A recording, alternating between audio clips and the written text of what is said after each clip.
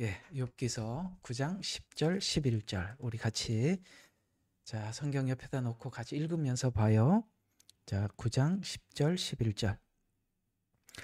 자, 9장 10절, 11절. 자, 그는 발견치 못하는 위대한 일들과 정녕 셀 수 없이 많은 이적들을 행하시는도다.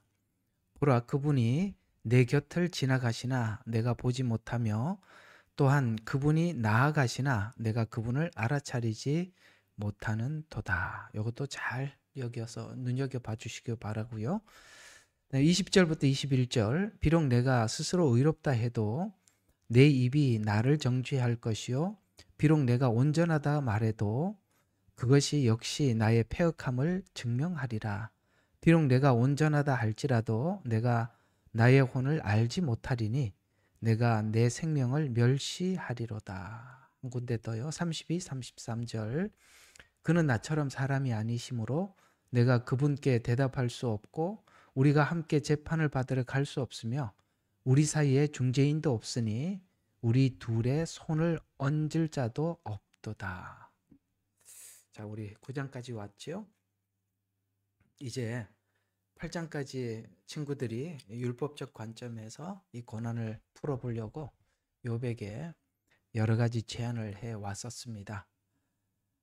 앞에 이제 빌닷이 했던 말들을 이제 반박을 하고 이제 하나님께 이제 욥이 이제 그 빌닷의 말에 지금 이렇게 대꾸를 하는 것이죠. 빌닷이 이야기했던 것은 우리 저번 주에 이야기를 잠시 회상을 해보면 이성과 상식, 그 다음에 전통 뭐 이런 것이 그 친구들이 고난을 이게 풀기 위한 대안으로 답으로 제시를 했었습니다. 근데 이제 욥은 당하고 있는 본인이니까 이게 그런 관점으로는 접근 자체가 안 되고 자기가 알고 있는 하나님과는 맞지 않아요. 그래서 친구들의 말을 받아들일 수가 없어서 이제 그는 친구들의 이야기와 본인이 알고 있는 모든 것을 다 동원을 해서 이해가 되지 않는 그 하나님을 이제 뭔가 우리가 성경이 말씀하시는 대로 뭔가 중재자를 찾고 뭔가 하나님의 우리가 인간의 지식으로 담을 수 없는 하나님의 어떤 광대한 세계가 있구나 라고 이제 첫 입을 떼는 장소가 9장입니다. 자, 이게 이제 제목을 이렇게 한번 잡아봤어요. 그러니까 이성과 상식이 무너지며 계시의 문이 열리기 시작하는 요 지점.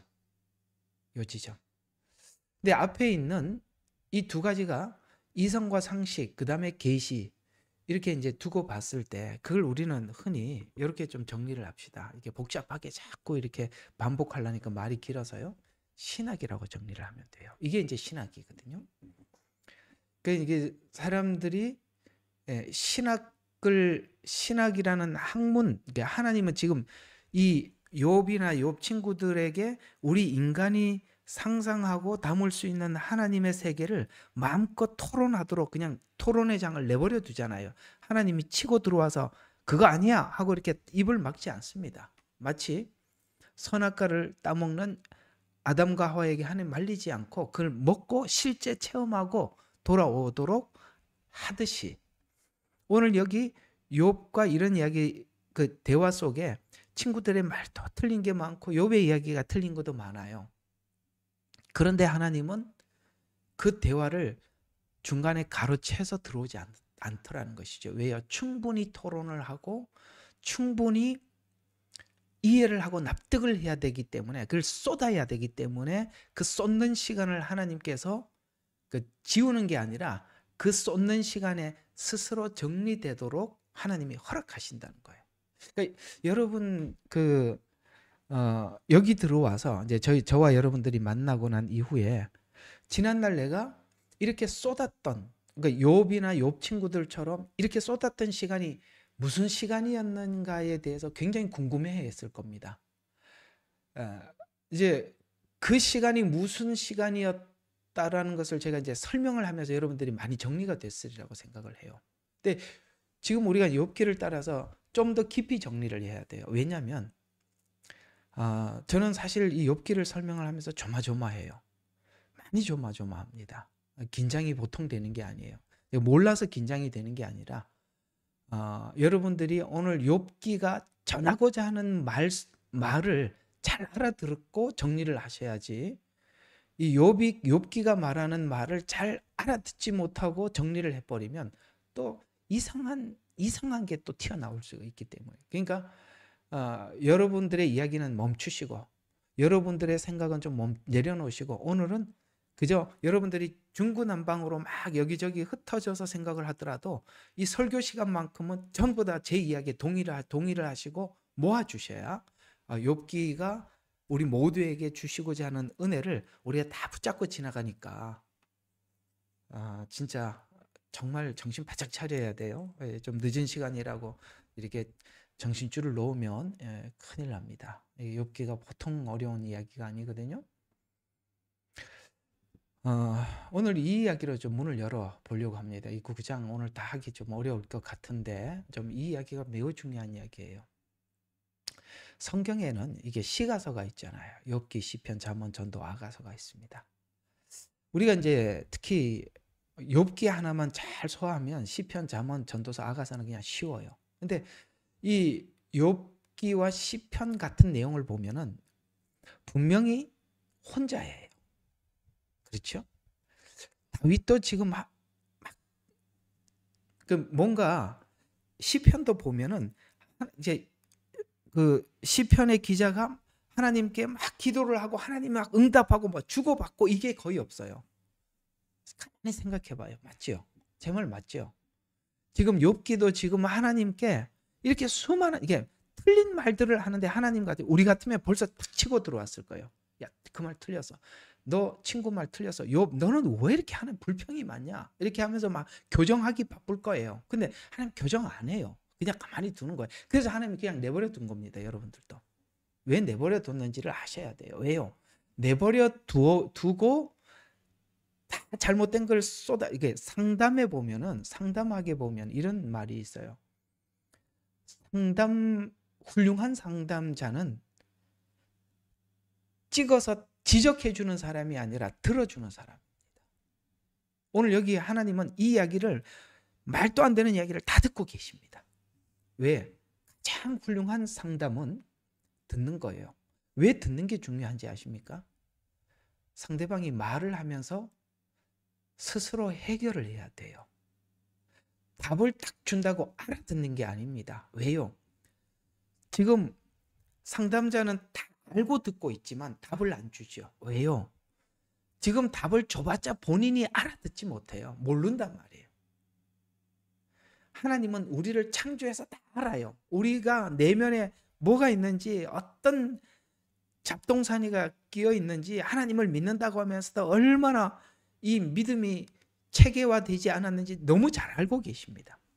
근데 그걸 가지고 이거 틀렸어, 저거 맞아 이렇게 치고 들어오면 우리 안에서 우리 스스로 정리할 시간이 없어요.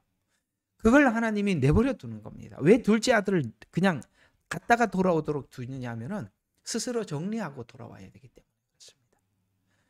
여러분 생애 속에 하나님께서 왜 직접 간섭을 그토록 안 하고 왜 그냥 내버려 뒀냐, 왜 그렇게 하나님 버려두셨습니까?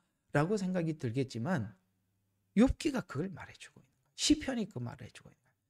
독백으로 그렇게 하나님 앞에 외치잖아요. 시편 보세요. 구구절절 하나님하고 소리 지르는데 하나님 한 번도 대답을 하지 않아요. 그저 스스로 끝에 가서 하나님은 찬양 받으실 분입니다. 하나님은 언젠가는 우리 생애 속에 들어와서 이 문제를 해결하실 분입니다. 하나님 영광 받아주십시오. 하나님 찬양합니다. 그러니까 자기가 말하고 자기가 해결했어요. 끝에 가서 하나님이 딱 단어 몇 마디 줍니다. 그게 그냥 답인 거예요. 다 정리가 돼버려요. 그러니까 그거 한 방울 딱 들어가면 다 정리가 되는 거야. 거기까지 내가 가야 되는 거거든요. 그래서 하나님 내버려 두시는 거예요.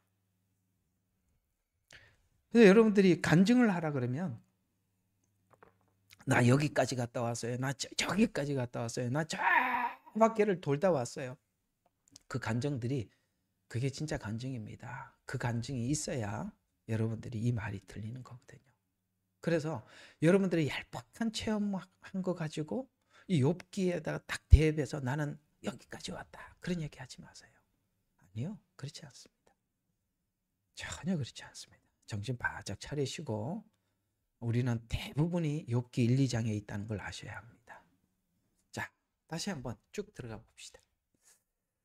자, 욥기와 시편 같은 내용들로 우리가 확인할 수 있는 것은 이게 지금 이렇게 뭔가 이렇게 막 하나님 앞에 쏟아 놓는다는 것은 이상하게 쏟아 놓으면 상대가 대답을 해야 되는데 대답은 안 해요. 거의 대답을 안 해요. 하나님이 입을 안 열잖아요.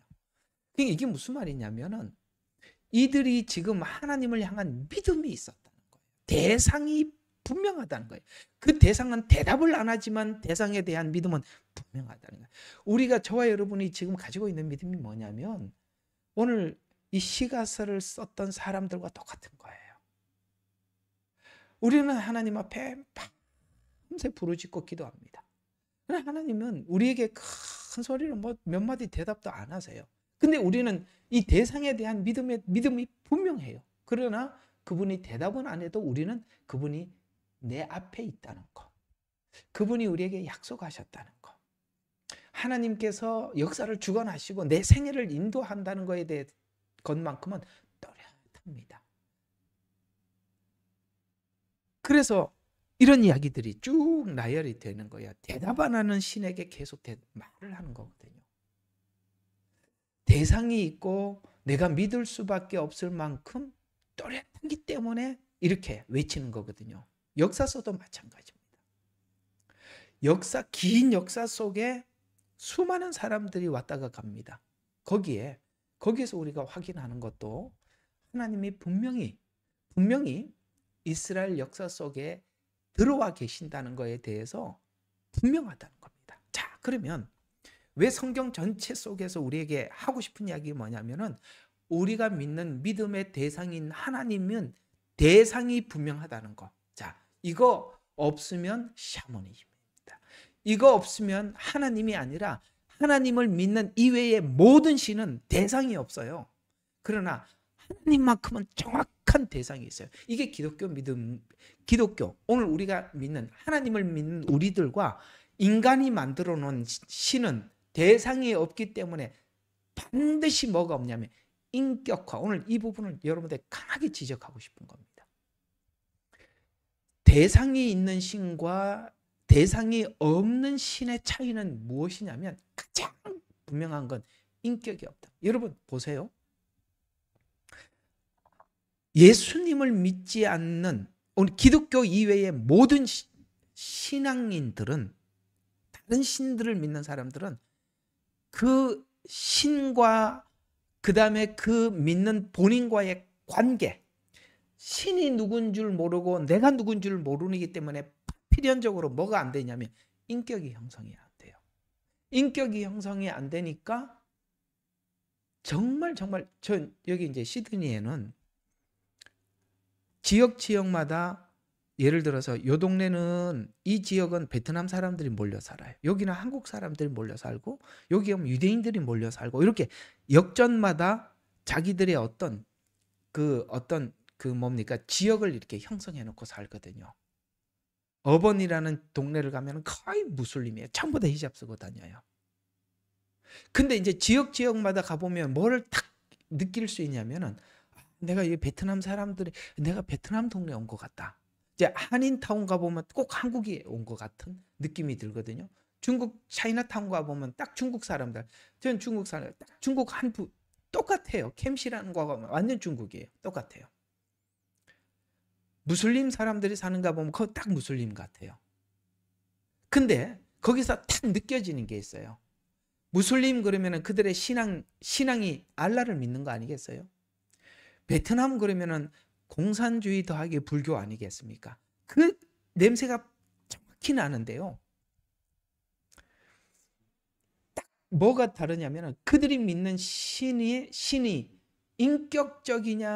인격적이지 않느냐에 따라서 사람들의 행동이 딱 나타나요. 정확하게 나타납니다. 우리가 믿는 하나님을 만났다. 그렇다면 하나님은 매우 매우 지정의지적이신 분입니다. 굉장히 지적이십니다. 무질서하지 않아요. 굉장히 체계적이신 분이시고, 그 다음에 굉장히 뜨거운 사랑의 가슴을 가지신 분이세요. 정적인 분이라는 거예요. 그래서 성경을 보면 하나님이 한탄하는 장면들이, 다른 신들이 한탄하는 이런 모습들을 인간에게 보여주지 않습니다. 알라가 그렇게 한탄하면서 내가 사람 지음을 한탄하시고 이런 말을 합니까? 알라는 그런 말 하지 않아요. 아주 사람들을 속여서 두려움을 줘야 되기 때문에, 만약에 신이 갑자기 나타나서 인간이 죄를 지었는데 가슴을 치고 그러면, 야, 이게 뭐야, 이게 나하고 수준이 비슷한 놈 아니야, 이렇게 생각하기 때문에 사람들이요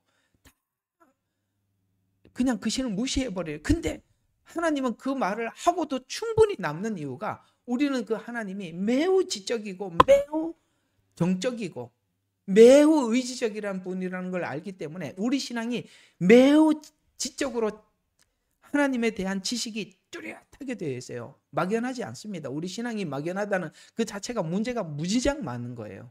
두 번째, 매우 매우 정적입니다. 불신자들을 바라보고 하나님을 알지 못하는 사람 보면 눈물이 흘러요. 여러분, 무슬림을 안 믿는 타종교 사람들 보고 눈물 흘리는 거 봤습니까? 때려 죽이려고 그러죠. 왜 그게 되느냐? 주님의 가슴이 우리 속에 있기 때문에 저들을 향해서 눈물을 흘리면서 기도할 수 있는 거예요. 그게 다르다. 인격화, 이게 다르다는 거예요. 정확하게 이 부분이, 기독교 이외의 타종교는 인격이라는 게 없습니다. 그죠? 자기들이 믿는 신에 대해서 어떻게든지 그 신을 만족시키려고 하는 눈속임만 있을 뿐이지 내면화가 안 돼 있다 이 말입니다. 바로 이 부분이 오늘 저와 여러분이 믿는 하나님, 그 하나님을 믿는 믿음 안에 가장 중요한 부분. 여러분 어떻습니까? 전 여러분 스스로 한번 물어보세요. 지금 하나님께서 욥에게 이렇게 이 시간을 보내는 이유가 뭐라고 생각합니까? 하나님은 욥의 신앙을 매우 지적이고 하나님에 대한 지식이 분명하고 여호와를 아는 지식을 갖게 하고, 그 다음에 뜨거운 하나님의 가슴을 가지게 되고, 그리고 하나님께 눈속임하지 않는 매우 분명한 의지적인 신앙이 되기 위해서 오늘 이런 과정이 있어요. 그래서 기독교 이외의 타종교는 뭐가 없냐면 욥기와 같은 과정, 시편과 같은 과정, 아가서와 같은 과정이 전혀 생략이 되어 있다는 거예요. 그러면 이 기독교 이외의 타종교라고 말을 했다면, 그럼 우리 기독교 안에서 한번 보자는 것이죠. 여러분 지금까지 하나님에 대해서 배우시면서 이렇게 여러분 속에 내면화된 인격화된 신앙으로 자리매김을 했습니까? 아니면 여러분의 신앙이 인격과 관계없이 형성이 됐습니까? 바로 이 부분에 대한 질문에 정확하게 당신이 기독교를 믿는, 하나님을 믿는 믿음이냐 아니냐를, 오늘 여러분들이 예수를 믿는다라고 말을 하면서도 인격화됐느냐라는 질문 앞에 당신이 만난 하나님은 하나님이 아닙니다라고 오늘 이 시가서를 통해서 딱 우리가 말을 했을 때, 여러분 저희한테 누가 반박할 수 있겠습니까? 아무도 반박할 수 없어요. 당신이 인격화되어 있는 신앙이냐라는 질문 앞에 한번 스스로 물어볼 필요가 있습니다. 그래서 왜 우리가 인격화될 수밖에 없느냐면, 인격이란 상대방과 나의 관계 안에서 완성이 되는 것입니다. 이해가 가요? 인격이라는 것이 그런 것입니다. 만약에 이 지구상에 아무도 없이 나 혼자 산다고 생각을 해봐요. 그러면은 내가 누군가 만나서 교제할 대상이 없잖아요.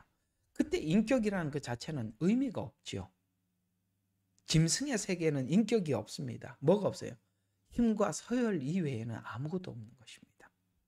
인격이란 상대방을, 그래서 놀랍게 이 인격이라는 말을 문득 한 가지 단어가 생각이 나니까 한번 이쪽으로 가봅시다. 오늘은 막 구장하기는 틀린 것 같아요.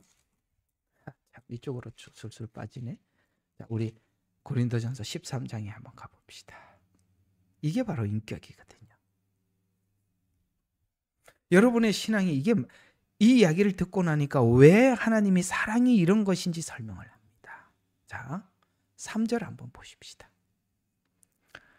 3절부터 한번 보면 내가 모든 소유를 주어 가난한 사람들에게, 자, 신앙이 구제다. 그렇게 생각하고 열심히 남들을 위해서 구제하는 사람이 있어요. 자, 훌륭해 보이죠. 근데 고린도전서 13장은 그거 꽝이다라고 이야기하거든요. 원래 신앙의 목적은 구제가 아니라고 이야기합니다. 우리가 생각할 때 구제가 가장 훌륭한 신앙의 바깥에 우리 눈으로 볼 때는 굉장히 훌륭한 신앙같이 보이죠. 자기 거를 팔아서 남들에게 나누어 줍니다. 대단하지요. 근데 아니래요. 이게 이런 궁금증을 가지고 보셔야 되는 거예요. 성경 함부로 그냥 쑥쑥 지나가지 마세요. 왜 이걸 아니라고 말을 하는지 심각하게 생각해 볼 필요가 있단 말이에요. 그 다음에 내 몸을 불사르게 내어준다 할지라도, 쉽게 말해서 이런 거, 장기를 남들에게 간을 떼줄 수는 없죠. 신장을 하나 떼준 거예요. 내 몸을 불사르게 내어준 거예요. 여러분, 굉장히 훌륭한 사람, 자기 몸을 내어줬어요. 다른 사람을 살리려고 자기 눈을 빼준 거예요. 이게 그 얘기예요. 그런데 내 몸을 불사르게 내어준다고 해도 뭐가 없으면요, 사랑이 없으면 아무것도 아니다. 그 여러분 볼 때는 이게 사랑 맞아요, 안 맞아요? 맞아요. 근데 이상하게도 사랑이 없으면 아무 유익이 없다라고 말을 해요. 근데 원래 우리 인간이 생각하고 있는 사랑은 3절이 최상이거든요. 내 돈 풀어갖고 어려운 사람 나눠줘요. 내 몸을 불사르게 내어줬어요. 근데요, 사랑이 없으면 아무것도 아니라는 이 말이 우리에게 굉장히 의아스럽게 찾아오는 거예요. 왜냐하면 사랑을 4절부터 설명을 해요. 너 구제하면서 이런 거 있냐? 네 몸을 불사르게 내어주면서도 이런 거 있냐? 라고 물어보는 게 4절부터 나오는 이야기들이에요. 이게 없으면 네가 몸을 불사르게 내어주고 구제해도 아무것도 아니다. 아이고, 하는 김에 조금 더 합시다. 2절 보세요. 예언의 은사가 있어요. 예언의 은사, 누구보다 정말 정확하고 정말 우리에게 그 예언을 받고 막 힘을 얻은 사람들이, 그래서 예언이 있어요.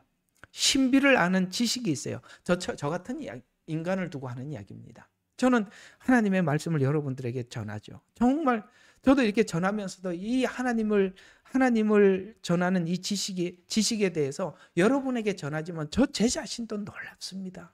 하나님에 대한 지식이 이토록 깊다니 저도 놀라워요. 맞습니다. 하나님을 아는 모든 지식을 알고, 또 어떤 사람은 믿음이 있어요. 참 이상해요. 그분은 정말 믿음이 있어요. 안 된다 그러는데 하나님이 되는 믿음을 주셔서 혼자 된다 했는데 정말 돼요. 정말 믿음이 있는 사람이죠. 그래서 산을 옮길 만한 믿음이 있어요. 근데 사랑이 없으면 아무것도 아니에요. 그 다음에 또 3절에 구제, 몸을 불사르게 내어주고, 그것도 뭡니까? 사랑이 없으면 아무 유익이 없다. 아이고, 놀랍죠? 근데 2절, 3절이 우리가 생각하고 있는 믿음을 평가하는 기준이잖아요. 근데 사랑이 없으면 아무것도 아니라고 말을 하면서부터 드디어 4장부터 사랑을 말을 해요. 이상한 거예요. 2절, 3절은 우리의 사랑의 절정이라고 생각하는데 4절부터 말하는 이 믿음 없으면 이 앞에 있는 거, 이런 거 다 드러나도 다 꽝이라는 거예요. 여러분, 이걸 보면서 우리가 어디로 가서 설명을 할 수가 있냐면 마태복음 6장인가요? 귀신을 쫓아내고 주의 이름으로 경이로운 일을 했다는 것은 여기 예언을 하고 신비한 지식을 가지고 있고 산을 옮기는 믿음을 가지고 있고, 이렇게 외적으로 보이는 모든 것, 이게 다 외적으로 나타나는 것들이잖아요. 귀신을 쫓아내 외적으로 나타나는 역사들이에요. 그러나 주님과의 인격적인 만남이 있으면 4절부터 이렇게 된다는 거예요. 그러니까 앞에 게 중요해요? 4절부터가 중요해요? 당연히 하나님은 지금 4절부터가 중요하다고 말해요. 그러면 4절부터 한번 볼까요? 도대체 사랑이 뭐냐? 여러분, 우리가 생각하고는 너무 달라요. 오래 참고. 여러분, 사랑이 오래 참는 거예요? 아니거든요. 우리가 생각할 때는 사랑은 구제가 필요한 사람들인데 당장 도와주는 게 사랑이라고 생각하지. 여러분, 오래 참고 뭘 오래 참는다는 거지? 여러분, 오래 참고라는 말이 무슨 뜻인지 아세요? 이 놀라운 의미가 담겨 있거든요. 내가 나에 대해서 참는 거예요. 내가 나에 대해서. 우리가 모든 일을 그르치는 것은 내가 보기 싫어서 선뜻 내가 팔 걷어붙여서 나가서 내가 먼저 말을 하기 때문에 다 망쳐버리는 거예요. 하나님은 말을 안 한다니까요. 참고 계신다니까요. 지금 하나님의 참음이 뭔지 아시겠어요?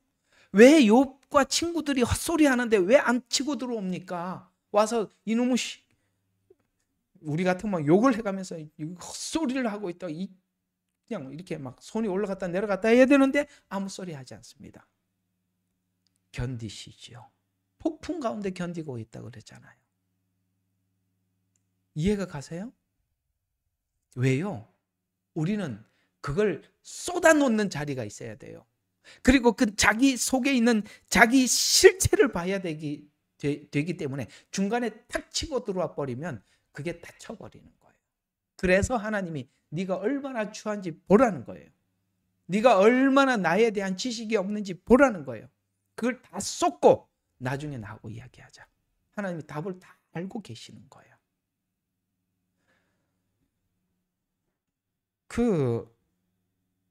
교회 목사가 되고 교회 리더가 될 자격이 없는 1순위가 뭔지 아세요? 틀린 말을 하는 사람들 보자마자 교정해 주려고 입을 딱 여는 사람은 그 사람은 리더가 되면 안 됩니다.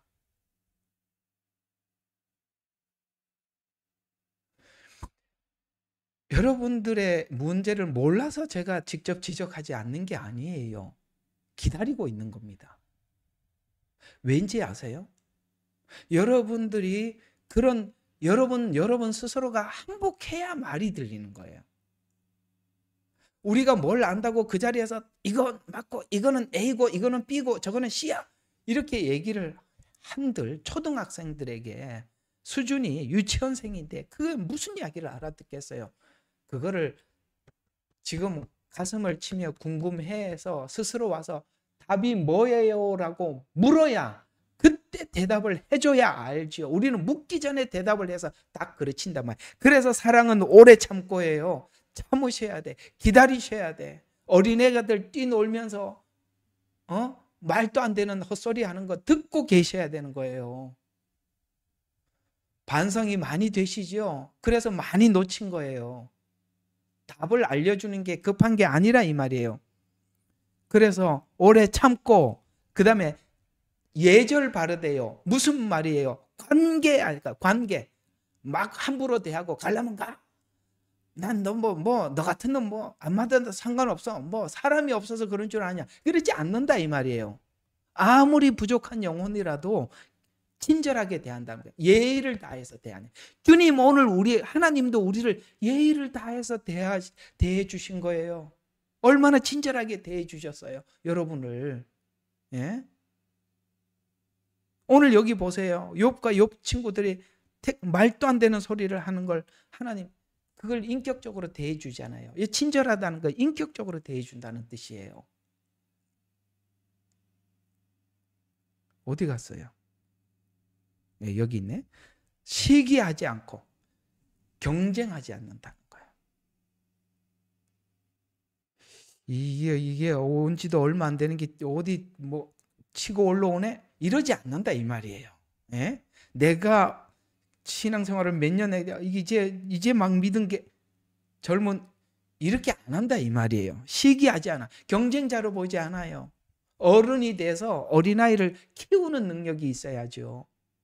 늘 다들 2살, 3살 빼기니까 전부 다 경쟁자죠. 시기하지 않아요. 자랑하지 않습니다. 교만하지 않아요. 같은 말들이 묶여있는 이야기들이에요. 무례하지 않다니까 예절 바르게 대한다 이 뜻입니다. 상대방을. 그 다음에 급히 성내지 아니하고. 그렇죠. 왜 다 그르치고 왜 빨리 가서 틀린 말 하면 바로 그 자리에 지적합니까? 성이 나서 그래요. 화가 나서. 급히 성내지 아니하고 악한 것을 생각지 아니하고 불의를 개발 모든 것을 참 모든 것을 오래 참고 했잖아요. 참으며 모든 것을 믿어. 왜? 하나님이 하실 줄로 그 시간까지 믿고 기다려. 그래서 바라며 견디느니라. 놀랍지요? 많이 다르잖아요. 우리가 이해하고 있는 사랑하고 우리 사랑은 구제하고 도와주고 그다음에 가서 믿음을 가지고 해결해 나가고 이런 거라고 생각하죠. 아니요. 그런 거 하더라도 뒤에 있는 4절부터 이거 없으면 다 꽝이라는 거예요. 그게 오늘 제가 여러분들에게 말씀드리는 인격이라는 거예요. 인격. 너무 중요해요. 너무너무 우리 기독교가 너무 비인격화돼. 믿음이 있는 사람, 믿음 없는 사람은 무시하고 오래 신앙생활한 사람들은 막 들어온 사람들은 애개개 그리고 뒤에서 그러고 앉아있고 하찮게 여기고 말이죠. 불신자들 보고 에휴 저거 하나님들 또 모르는 것들 이러고 앉아있고 무시하고 말이죠. 이게 다 뭐냐? 인격화가 되지 않아서 그런 거예요. 왜? 욥과 같은 이런 과정 없이 갔거든요. 과정이 없어. 우리 신앙에는 과정이 없어. 믿었다, 천국 갔다. 그 과정의 중간에 뭔데? 욥과 같은 이런 고민이 있었냐 이 말이에요. 없었잖아요. 그래서 하나님이 이 시간을 내버려 둔 거예요. 그래도 여러분들이 하나님이 이런 시간을 허락하셔서 그래도 고민을 하고 가슴을 쳐서 그나마 이런 기도를 하는 거고요. 그나마 내 문제네 하고 볼 줄 아는 거예요. 감사한 일이죠. 고맙습니다, 여러분. 그렇게 해주셔서 진짜 고마운데 정말 갈 길이 멀어요. 갈 길이 멀다고요. 그래서 인격이란 상대와 나의 관계 안에서 완성되는 겁니다. 상대가 우리가 대상이 없으면 하나님이라는 대상이 누군지 없어요. 근데 기독교 이외의 모든 신단은 우상이고 다 가짜잖아요. 그러니까 사람들이 인격화되지 않아요. 기독교 초기에는 우리가 기적으로 들어갑니다. 예를 들어서 이 거짓 다른 종교들도 마귀가 만들어놨기 때문에 마귀라는 신이 있어요. 마귀라는 신이 마귀라는 신은 여러분 욥기 2장에서 마귀가 물러갔다고 말씀드렸죠. 그 다음에 아무것도 등장하지 않아요. 마귀는 이런 작업을 할 줄도 모르고 할 마음도 없고 하지도 못합니다. 그렇기 때문에 우리 기독교 이외의 다른 종교들은 이 욥기나 시편이라는 이런 과정에 하나님의 그 훌륭하신 인격 앞에 내가 어떻게 쓸 것인가에 대한 고민이 1도 없다니까. 0.000도 없어요. 그런데 우리가 기독교가 조심해야 될 부분이 뭐냐면 우리 기독교가 초기에는 기적으로 시작합니다. 성경을 보세요. 초창기에 기적이 많이 나타났습니다. 하나님께서 출애굽기에도 보면 모세를 보내셔서 10가지 재앙이라는 기적을 보여주십니다. 하나님 살아계심을 보여주십니다. 사단에게 역사해서 나타내 보이십니다. 그리고 홍해를 건너게 하십니다. 그리고 난 뒤에 광야에 와서는 기적이 사라집니다. 욥기예요. 과정이란 말이에요. 근데 우리는 놀랍게도 출애굽에서 홍해를 건넜다. 지금은 천국이다. 가나안이다. 이것밖에 없어요. 제일 중요한 광야가 빠져버렸다. 과정이 없이 갑자기 애굽에서 가나안 땅에 들어갔대. 이상하게 복음이 그렇게 돼버렸어요. 성화라는 과정이 빠져버린 거예요. 그러니까 뭐가 없어요.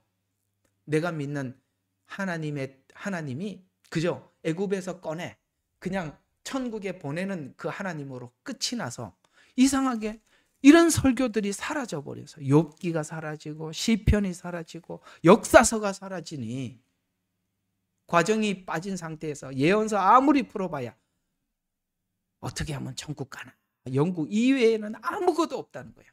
이렇게 성경이 전부 다 우리 신앙과 우리 신앙이 아니죠. 우리 이성과 신학으로 다 찢어놓고 우리 신문에서 글자 오려 가지고 글자 만들기 하듯이 그렇게 막 이상하게 편집해놨다 이 말이에요. 분명히 이 성경을 통해서 하나님 우리에게 하고 싶은 이야기는 그겁니다. 이스라엘이라는 역사 속에 하나님이 이스라엘을 선택했고 하나님이 이스라엘을 약속한 이상 이스라엘이 어찌하든지 상관없이 이스라엘 역사 속에 하나님이 계속 함께 하셨다. 그렇듯이 이스라엘 역사 속에 함께 하시듯이 우리 인생 속에 들어와 이스라엘 역사를 주관하듯이 우리 인생의 역사를 주관하고 마치 야곱에게 들어와서 씨름하면서 오늘 여기 우리가 이 과정을 잘 지나올 때까지 하나님 폭풍 가운데 서서 우리를 응원하면서 우리로 하여금 오늘 욥이 지금 이 토해내는 이 수많은 이 이야기들은 자기 속에 있는 수많은, 그냥 만약에 이 과정 없었더라면 싹 덮여서 가짜 욥이 하나님께 갈 텐데, 그걸 지금 껍질을 벗겨서 하나님이 드러내기만. 그래서 씨름하고 그 다음에 가슴을 치고 하나님을 이해하고, 하나님은 이런 분입니다, 나는 죄인이고 하나님은 거룩합니다, 나는 근접할 수 없습니다. 하나님이 제시한 피 흘리신 예수 그리스도의 복음을 내가 내 가슴 속에 받아들여서 내 위치와 하나님의 위치를 찾고, 이렇게 대상을 알고 대상을 알 때 내가 상대를 믿게 되고, 이해가 갑니까? 믿음이라는 것이 대상에 대한 이해도 없이 믿습니다, 그게 말이 돼요? 아니, 내가 하나님을 믿는다고 고백을 하면서 하나님이 누구냐라고 물으면 대답도 못하는 그 사람이 뭘 믿기는 뭘 믿어요? 하나님이 그렇게 믿으라고 말하지 않았다 이 말이에요. 그래서 하나님이 이렇게 실험을 하고 이해하고 받아들이고 위치를 찾고, 이게 전부 다 성경 이야기들이에요. 대상을 알게 되고, 대상을 알 때 내가 상대를 믿게 되고, 믿는 대상이 하나님을 어떻게 대해야 하는지, 그 거룩하신 한, 그때부터 뭡니까? 인격이라는 것이 내 안에서 신앙의 인격이 생기기 시작하는, 그건 예수 믿기 전에 없었던 인격들이에요. 예수 믿기 전에는 이런 게 없었어요. 그래서 드디어 하나님의 영이 들어와서 내 안에 새 영이 창조가 되는 거예요. 시편에서 하나님이여 하나님이여 내 안에 새로운 영을 창조하시고 뭔가에 없던 것이 생기더라. 그것이 바로 하나님을 아는 인격화된 신앙. 욥기는 바로 이런 측면에서, 욥은 대상이 분명히 있었기 때문에 이런 과정을 밟습니다. 그러면 왜 기독교인들은 욥과 같은 과정을 밟지 않을까요? 그럼요, 하나님에 대한, 대상에 대한 믿음이 없기 때문에 이 시작 자체가 너무나도 부담스러운 거예요. 왜? 친구들은 쉽게 가자는 거지. 우리 예수 믿는 사람들 대부분이 욥 친구 같은 믿음을 가지고 있을걸요. 오늘은 조금 여기까지는 가야 될 것 같아요. 여기까지 아주 중요한 이야기가 내가 어디다 적어놨는지 모르겠는데 어쨌든 가봅시다. 자, 우리가 이렇게 되는 겁니다. 왜? 이 과정이라는 건 너무 중요한 거예요. 이 과정이라는 것이 욥기라는 과정인데요, 처음에는 대상을 인식했더라도, 이게 하나님에 대한 인식, 뭐 기적을 통해서 만났던지, 뭐 예언을 통해서 만났던지, 뭐 아니면 하나님 병을 고쳐주시, 다 좋습니다.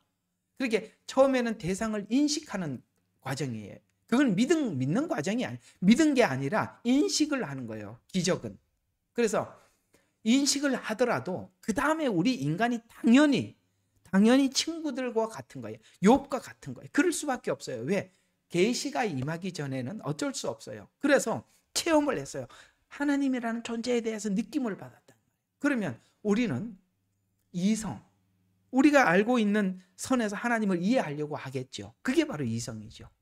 근데 우리 이성에는 한계가 있으니까 하나님을 믿었던 사람들의 전통, 그게 성경으로 남아있잖아요. 그걸 우리가 이성 안에서 수용할 수 있는 상식 안에서 시작되는 거에 대해서 하나님이 허용을 하는 거예요. 이게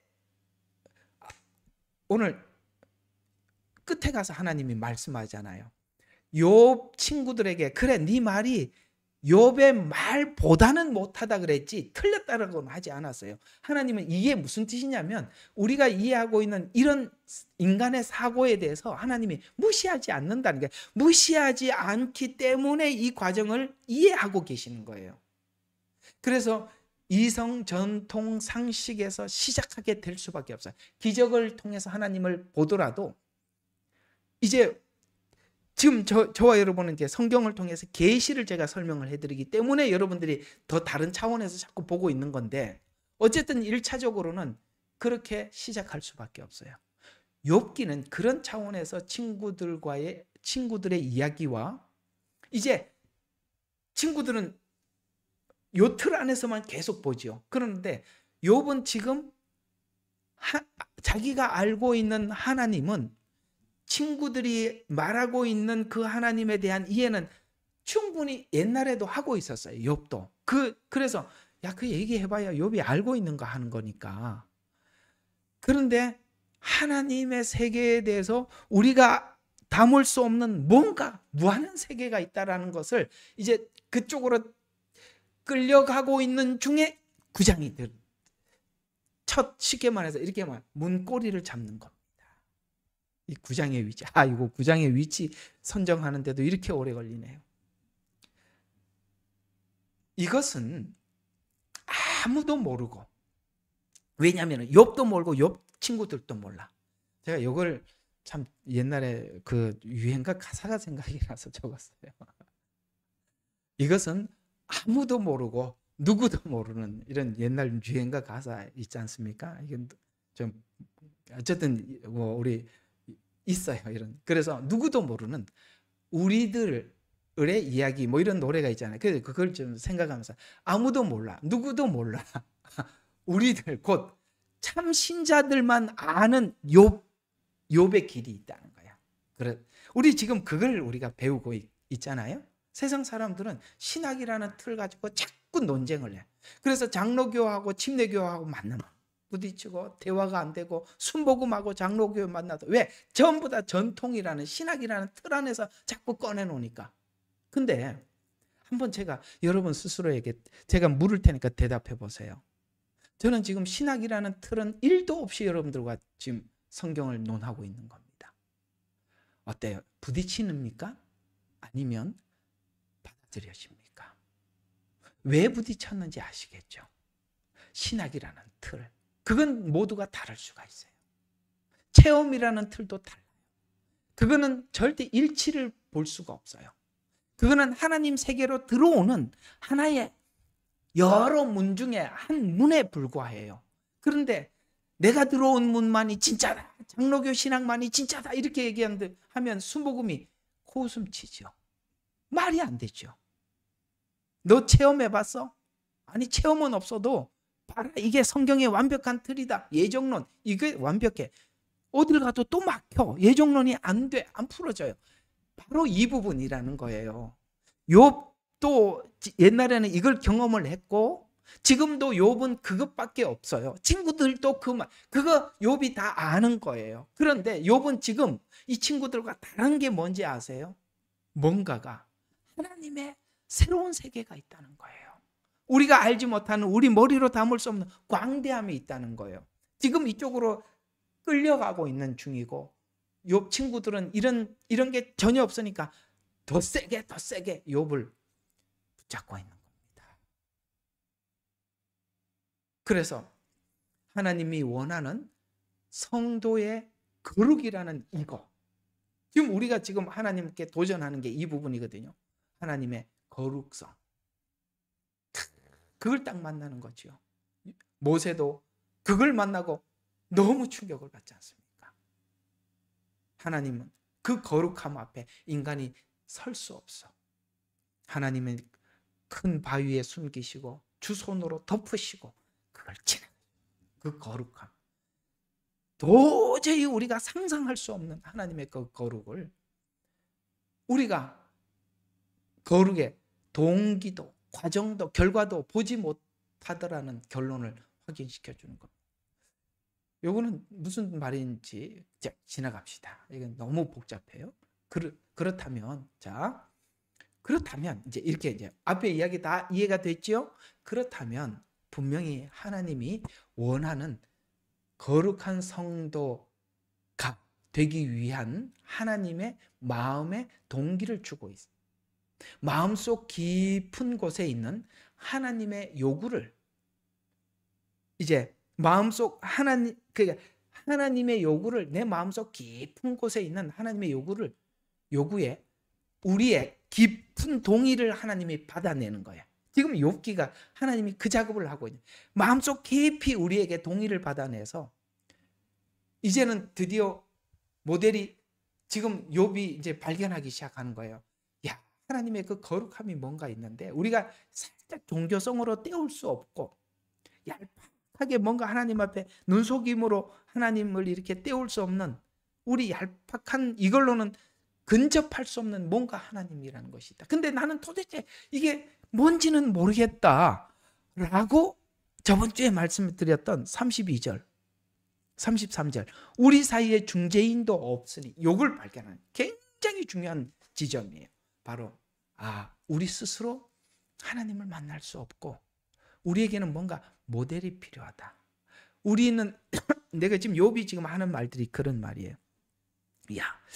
오늘 읽었던 이야기 속에 어떤 말이냐면 20절 한번 보시죠. 비록 내가 스스로 의롭다고 하더라도, 자, 내가 지금 나 의롭다고 하더라도 내 입이 나를 정죄. 이게 무슨 말이냐면, 하나님, 제가 이거는 저 뭐 이거 잘못한 건 맞아요. 그래도 저는 이건 좀 잘했잖아요. 좀 이건 좀 의롭지 않습니까? 이걸 꺼내놓더라도, 이런 말이에요. 그냥 20절 다시 봐요. 비록 내가 스스로 의롭다고 해도 내 입이 나를 정죄할 것이야. 내 의는 더러워서 꺼내놓지도 못하겠다라는 거야. 그 말한다는 그 자체가 내가 나를 정죄하는 거야. 내가 이걸 좀 잘했는데요, 그게 부끄러워서 아이고 내가 그거 말해봐야 그게 나를 정죄하는 거야. 꺼내놓을 게 없더라. 이걸 지금 보는 거예요. 그래서 어디 갔어? 10절. 네, 정죄할 것이요. 비록 내가 온전하다고 말을 해도 그것 역시 나의 패악함을 증거하는 것이다. 나는 지금 하나님 앞에 뭔 말을 한마디 할 게 없다. 21절. 비록 내가 온전하다 할지라도 내가 나의 혼을 알지 못하리니 내가 내 생명을 멸시함. 자기 자아에 대해서, 자기 속에 있는 자아에 대해서 완전히 뭡니까? 무너져 버리는 겁니다. 여러분, 내 안에 자아가 무너져야 하나님의 인격을 담을 수 있다. 이렇게 이제 정리가 되셨습니까? 내 안에 있는 내 의, 내 안에 있는 내 자아, 이거 무너지지 않고는 하나님의 의가 자리 잡을 수 없습니다. 이게 바로 요한계시록에서 내가 문 밖에서 두드리노니 누구든지 내 음성을 듣고, 오늘 음성, 무슨 음성? 욥기에서 하는 이 수많은 음성들을 듣고 뭡니까? 내가 문을 열면, 왜 하나님이 직접 안 열었는지 아시겠습니까? 이 문은 내가 열어줘야 되는 거예요. 그래서 두드리기만 하고 계시는 거예요. 아가서 보세요. 솔로몬이 와서 문을 계속 두드리잖아요. 하나님이 강제로 문을 안 열잖아요. 욥기 보세요. 하나님이 치고 들어오지 않지 않습니까? 정리가 되세요? 왜 여러분의 인생 속에 눈물만 있었는지, 하나님은 놓을 수는 없고, 왜 오랜 시간 눈물을 흘리면서 하나님께 간구했는지 이제 아시겠습니까? 이 시간이 얼마나 소중한 시간인지 몰라요. 그때 드디어 욥은 뭔가를 보기 시작합니다. 모델이 필요하다. 내 죄를 속죄할 중재자가 필요하다. 드디어 알기 시작하는 것입니다. 그래서 우리 오늘 앞에 제일 먼저 읽었던 이쪽을 보시죠. 이게 바로 욥이 외치는 외침의 10절과 11절이 그 얘기입니다. 그는 발견치 못하는 위대한 일들과, 우리가 알 수 없는 위대한 일들이 있다. 정녕 우리 머리로 셀 수 없는, 우리 이성으로 담을 수 없는 많은 이적들. 여기서 말하는 이적은 무슨 기적, 죽은 자를 살리고 그다음에 병자를 일으키, 이런 기적이 아니라 우리 인격을 완성시키는, 이게 최고의 기적이거든요. 정말 최고의 기적은 뭐냐면, 부활보다 더 큰 기적이 뭐냐면 우리 인격을 바꾸는 기적이 최고의 기적이에요. 하나님께서 인간을 만드는 것은 진흙으로 생기를 부르면서 인간을 만들었어요. 근데 인간을 인간답게 만들기 위해서는 하나님이 십자가에 죽으셔야 해요. 어떤 일이 더 커요? 창조가 더 커요? 우리 인격의 완성이 더 커요? 당연히 후자가 크죠. 하나님은 창조는 말로 했지만 우리 인격의 완성은 주님이 죽으셔서 했다. 이게 얼마나 큰지. 왜 이 부분을 안 다루냐 이 말이에요. 왜 창조만 다루냐 이거죠. 왜 우리가 천국 가는 이야기만 하냐 이거죠. 하나님이 왜 우리를 구원하셨는지 이 부분이 성경이 전부인데 이게 전부잖아요. 그래서 욥이 그걸 보는 거예요. 발견치 못하는 위대한 일들과 정녕 셀 수 없는 많은 이적을 행하시는도다. 보라, 그분이 내 곁에 지나가시나 내가 보지 못하며. 그렇습니다. 지금 지나가고 있는 그는 캐치하지 못해요. 이게 요한복음 3장 8절에 보면 성령이 바람에 임의로 불매 어디로 왔다 어디로 가는지 알지 못하는 그 얘기잖아요. 분명히 하나님은 역사하고 있는데 내가 캐치할 수 없어요. 내가 보지 못하며 또한 그분이 나아가시나 내가 그분을 알아차리지 못하는 도다. 놀랍죠. 여러분, 여기까지 온 게 엄청나게 온 겁니다. 여러분, 이 9장이라고 아이고 42장 언제 가나? 아니요. 여기까지 온 것만 해도 대단한 겁니다. 대단한 거. 여러분, 여기까지 오셨습니까? 자, 오늘은 잔소리로 끝을 내는 것 같습니다. 아이고, 한 페이지도 못했네요. 할 얘기가 너무 많아서 그렇습니다. 자, 오늘 이야기 좀 정리를 해보죠. 여러분, 오늘 제가 여러분들에게 묻고 질문하는 것은 그것입니다. 여러분, 예수님을 깊이 믿는 믿음이 깊어져 갈수록 오늘 고린도전서 13장에서 말씀하고 있는 이런 인격들이 우리 안에서 쌓여 가십니까? 말의 절제가 있고 행동의 규범이 있고 사람들을 대할 때 예의를 생각하고 그 다음에 하나님이 세운 교회의 질서 안에서 세운 자를 존경함이 있고 공경함이 있고 이런 것들이 다 고린도전서 13장에 있는 사랑장에서 나열한 것입니다. 굳이 그걸 설명을 이거다 저거다 설명하지 않아도 이 안에 고린도전서 13장 안에 있는 이 질서는 완벽한 질서입니다. 이런 식으로 여러분의 신앙이 세워져 가고 있다면 그 일을 하나님이 하고 계시는 것이고 나는 믿음이 있노라 좋다 세워졌다라고 하면 할수록 사람을 무시하고 내 입이 거칠어져 가고 상대방을 무시하고 질투하고 이런 것이 늘어나고 교만해져 간다면 그 작업은 과연 하나님이 하는 작업인가? 우리 스스로 물어봐야 하는 것입니다. 늘 여러분들에게 짐만 주는 설교만 해서 참 죄송합니다만 오늘 이 말씀 우리 가슴속에 한번 깊이 우리에게 물어봐야 할 질문 아니겠습니까? 12월 달에는 이제 목요 예배도 꼬박 쉴 텐데 이제 9월 달에 가서 또 9장에서 열심히 실험해 봅시다. 기도하고 마치겠습니다. 하나님, 신앙의 인격화, 사랑의 자리 잡음, 과연 우리의 믿음은 하나님이 목적하신 대로 가고 있는지, 하나님이 작업을 하시면 그렇게 완성되어 가야 하는 것이 정상인데 우리는 이 작업이 과연 가장 큰 작업으로 여기는지, 이걸 가장 소중하게 여기는지, 그저 믿어 천국 가자가 전부인지 우리 스스로에게 묻게 해 주시옵소서. 욥기가 있는 것은, 역사가 있는 것은 하나님이 일하심을 분명하게 드러내기 위함입니다.